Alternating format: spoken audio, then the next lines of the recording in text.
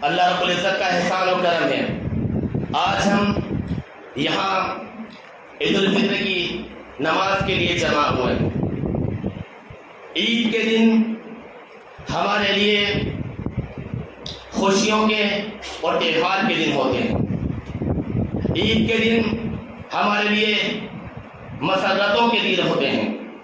عید کے دن ہمارے لیے سیر و تفریح اور کھانے پینے کے دن ہوتے ہیں، لیکن ہم نے کھانے پینے کے دنوں کو تو رمضان میں ہی گزارا۔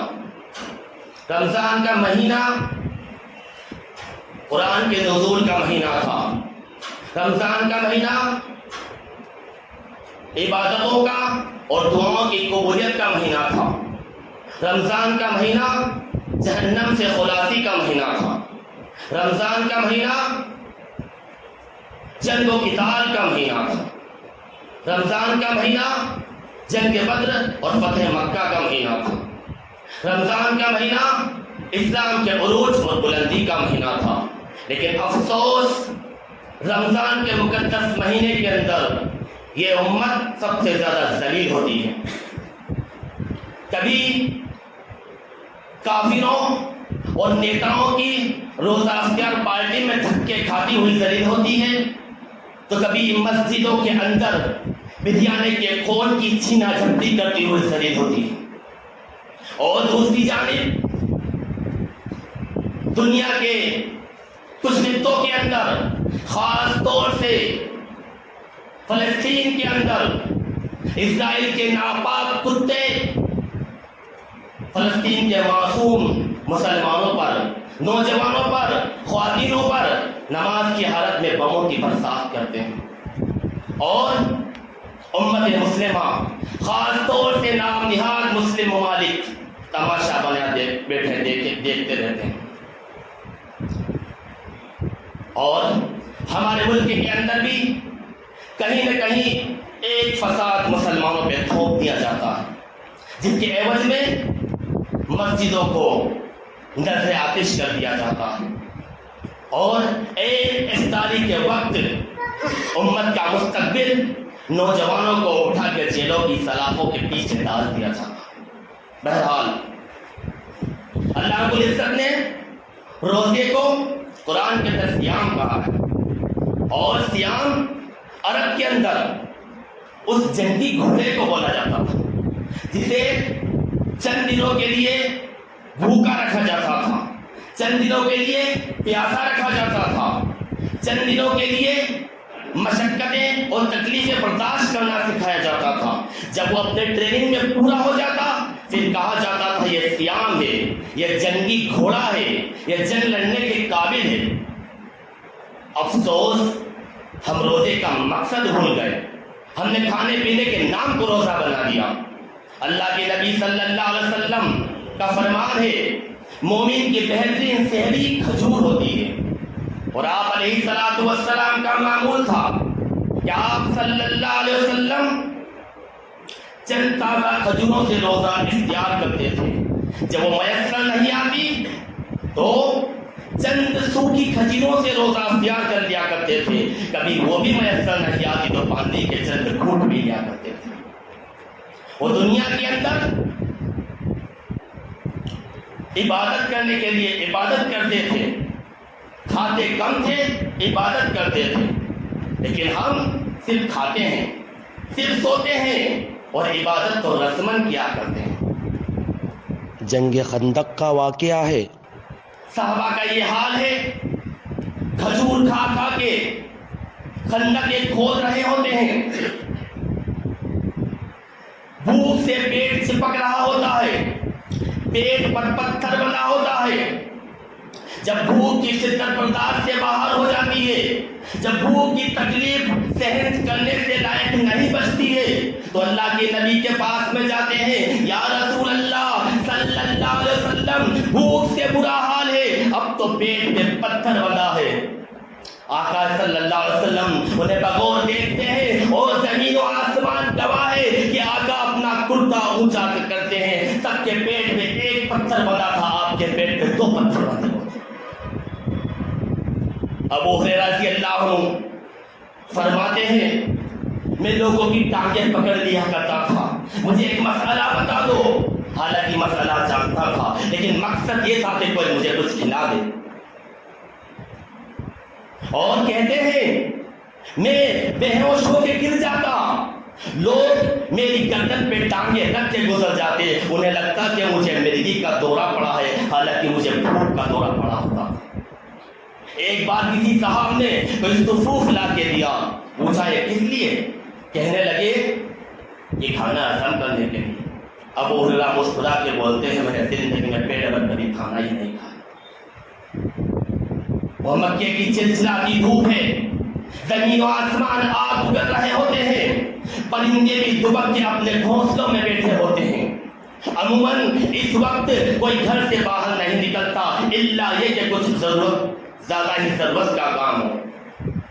ایسے میں ایک دبلے پتلے شخص اپنے چہرے پہ اپنے سر پہ کپڑا ڈالے بے چینی سے گزر رہے ہوتے ہیں۔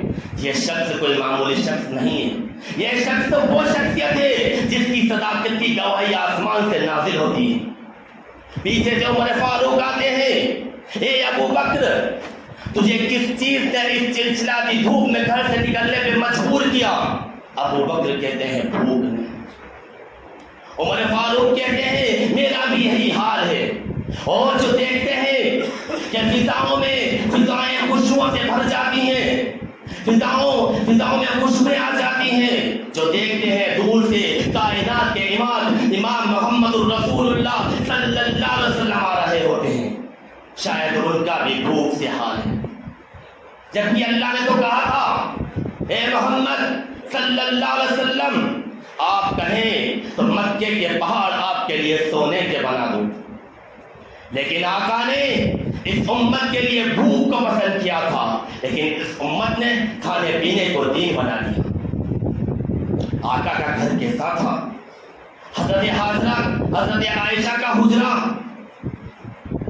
چھوٹا سا کمرہ ہے، کچی فرش ہے، کچی دیوار ہے، کھجور کے تنوں کی چھت ہے، چھت کی اونچائی اتنی کہ ہاتھ سے چھوا جا سکے، برسات کا پانی روکنے کے لیے اس پہ ایک کمبل پڑا ہے، 2 پلے کا ایک دروازہ ہے جو کبھی زندگی میں نہیں لگا، اس دروازے کے اوپر بھی ایک کمبل پڑا ہے تاکہ پردہ ہو جائے، 2 مشکیزیں رکھے ہوتے ہیں، چولہا تو کئی دن نہیں جلا، حتیٰ کہ جس دن آقا کا انتقال ہوتا ہے آپ کے گھر میں چراغ جلانے کے لیے تیل نہیں ہوتا، لیکن انہی کچی دیواروں کے اوپر، انہی کھجور کے تنوں کی چھت کے نیچے 2 تلواریں کرینے سے سجی ہوتی ہیں۔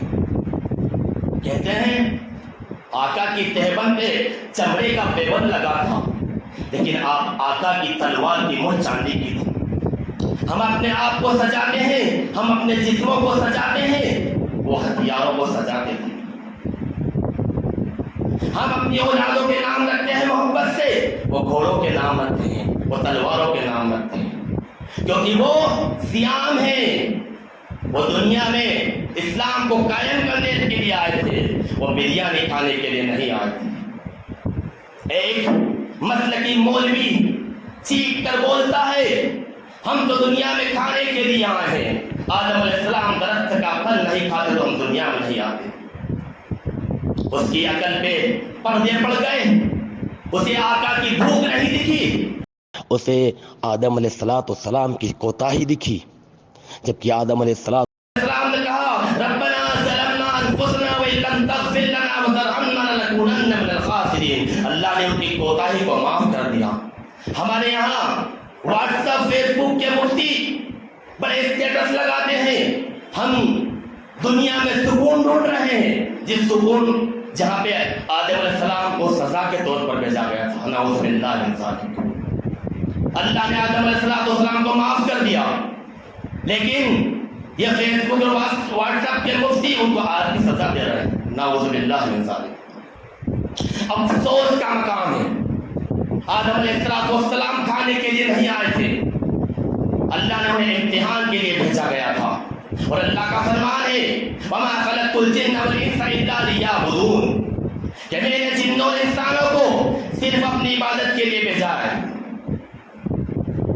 یاد رکھیں پیٹ پہ پتھر باندھنے والی قوم ہی انقلاب لاتی ہے، پیٹ پر بریانی کھانے والی مادہ پرست قوم صرف بستروں کی زینت بنتی ہے اور حسین خواب دیکھتی ہے جو کبھی پورے نہیں ہوتے۔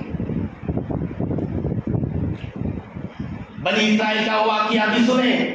ایک نبی نے اپنی امت سے کہا ہمیں ایک جنگ پہ جانا ہے، ہمیں ایک جہادی مہم پہ جانا ہے، راستے میں تمہیں ایک سمندر سے، ایک دریا سے آزمایا جائے گا، اس کا پانی مت پینا۔ لیکن چند کو چھوڑ کے سب نے اس کا پانی پی لیا۔ جنہوں نے پانی پیا وہ کہنے لگے ہم تو تھک گئے، ہم تو نڈھال ہو گئے، ہم میں لڑنے کی طاقت نہیں بچی۔ لیکن جنہوں نے پانی نہیں پیا اللہ نے انہیں کامیاب کر دیا، اللہ نے انہیں بلند کر دیا اور انہیں فتح نصیب فرما دی۔ اللہ کے نبی صلی اللہ علیہ وسلم کا فرمان ہے دجال کا پانی مت پینا، اس کی آگ میں ڈوب جانا۔ لیکن سوچنے کا مقام ہے دجال کب آئے گا؟ خوف کا عالم ہوگا، بھوک کا عالم ہوگا، زمین ایک دانہ بھی نہیں اگائے گی، آسمان سے ایک بوند پانی نہیں برسے گا۔ ایسے حالات میں دجال گوشت کے پہاڑ لے کے آئے گا، دریا کا پانی، ٹھنڈا پانی لے کے آئے گا اور اناج کے دانے بارات کی طرح اس کے پیچھے پیچھے چلیں گے۔ در اس بات کیا ہے کہیں یہ امت کھانے پینے کی شوقین امت کھانے پینے کے چکر میں دجال کا نوالا نہ بن جائے۔ اللہ سے دعا ہے اللہ ہماری حفاظت فرمائے، اللہ سے دعا ہے اللہ نے استقامت دے تاکہ ہم دجال کے فتنوں سے بچ سکیں، کیونکہ دجال کے فتنے قریب قریب آ چکے ہیں۔ دجال کب آ جائے کچھ نہیں کہہ سکتے۔ ہمیں ضرورت اس بات کی ہے ہم آقا کی وہ زندگی اور فاقہ کا زندگی کو اپنائیں تو ہی ہم کامیاب ہوں گے، ورنہ اللہ رحم کرے۔ اللہ سے دعا ہے اللہ ہمارے حالات پر رحم فرمائے۔ اے اللہ تو رحمان ہے، تو رحیم ہے، تو کریم ہے، تو عفو ہے، تو غفور ہے۔ اے اللہ ہم تیرے گنہگار بندے ہیں، اے اللہ ہم خطا کار ہیں، اے اللہ ہم سیاہ کار ہیں۔ اے اللہ تو نے ہمارے گناہوں کو بخشنے کے لیے، تو نے ہمیں معاف کرنے کے لیے رمضان کا مقدس مہینہ دیا، لیکن اے اللہ ہم نے اس مہینے کی قدر نہیں کی۔ اے اللہ اس مہینے کو ہم نے یوں ہی گزار دیا، اے اللہ اس مہینے کو ہم نے سیر و تفریح میں گزار دیا، اے اللہ اس مہینے کو ہم نے کھانے پینے میں گزار دیا، اے اللہ اس مہینے کو ہم نے خریداری میں گزار دیا۔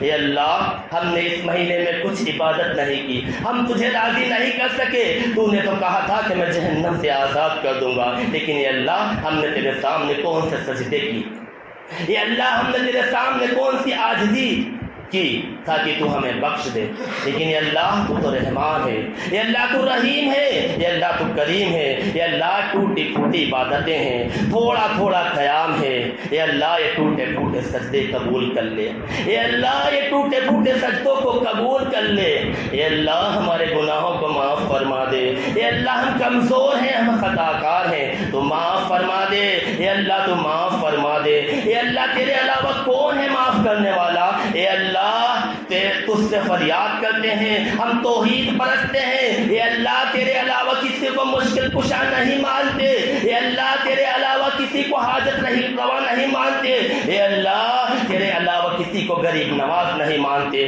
اے اللہ تیرے در کے بھکاری ہیں، اے اللہ تیرے در کے بھکاری ہیں، اے اللہ تو ہمیں معاف نہیں کرے گا تو ہم کون سے در پہ جائیں؟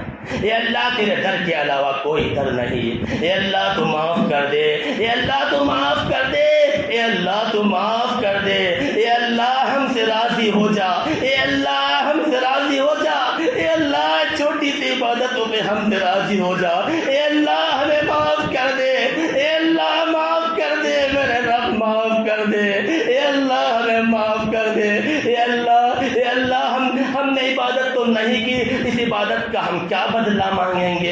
اے اللہ تیرے رحم و کرم سے معاف کر دے، اے اللہ تو بہت جلدی مان جاتا ہے، اے اللہ تو ہم سے مان جا، اے اللہ تو ہم سے مان جا، اے اللہ تو ہم سے راضی ہو جا، اے اللہ تو ہم سے راضی ہو جا، اے اللہ ہم سے راضی ہو جا، اے اللہ تو ہم سے مان جا، اے اللہ ہمارے گناہوں کو معاف کر دے، اے اللہ ہمارے گناہوں کو معاف کر دے، اے اللہ ہمیں جہنم سے آزاد کر دے، اے